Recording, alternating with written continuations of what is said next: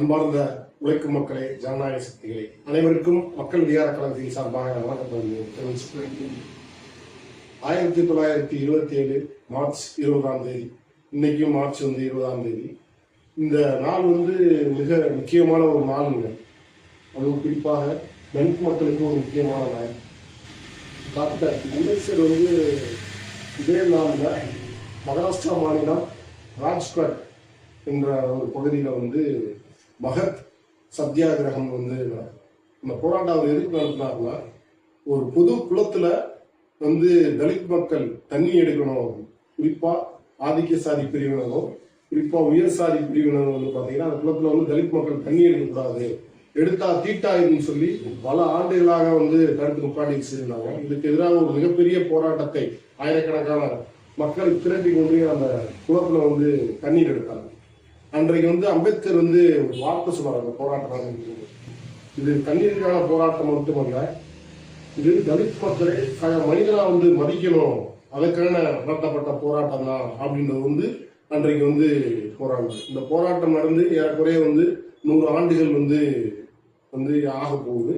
குறிப்பாக அம்பேத்கர் இந்த போராட்டத்தின் தொடர்ச்சியா நடத்தினார். ஆனா அம்பேத்கர் அந்த காலகட்டத்தில் இப்படி ஒரு போராட்டத்தை நடத்தி நமக்கு ஒரு வழிகாட்டிட்டு போயிருக்காரு. ஆனா இன்றைக்கு என்ன நிலைமை? இன்னைக்கு தமிழ்நாட்டிலேயே பாருங்க, இன்னைக்கு புதுக்கோட்டை மாவட்டத்துல இறையூர்ல ஒரு கிராமம் இருக்கு.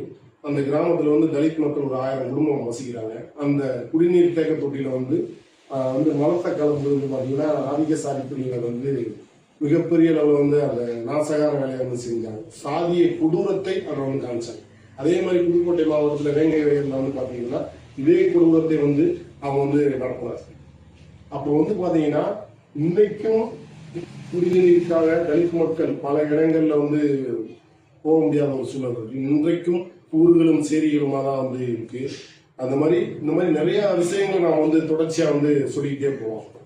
இப்படிப்பட்ட காலகட்டத்துலதான் இப்படிப்பட்ட போராட்டங்கள் அம்பேத்கர் இருந்த காலகட்டத்தை விட இன்றைக்கு நாம் போராட்டங்கள் அதிகப்படியான போராட்டங்கள் நடத்த வேண்டிய தேவை காலகட்டங்கள் நீங்க தொடர்ச்சியா வந்துட்டு அப்படின்றத வலியுறுத்தி தான் இந்த காணொலியை அவங்க பதிஞ்சிருப்பாங்க. இது மட்டும் இல்லாம இன்னைக்கு யாரெல்லாம் அம்பேத்கர் எதிர்த்து போராடினாரோ, குறிப்பாக RSS, BJP போராடினாரோ, அப்படிப்பட்ட நபர்கள் தான் இந்த ஆட்சி அதிகாரத்துல இருக்காரு.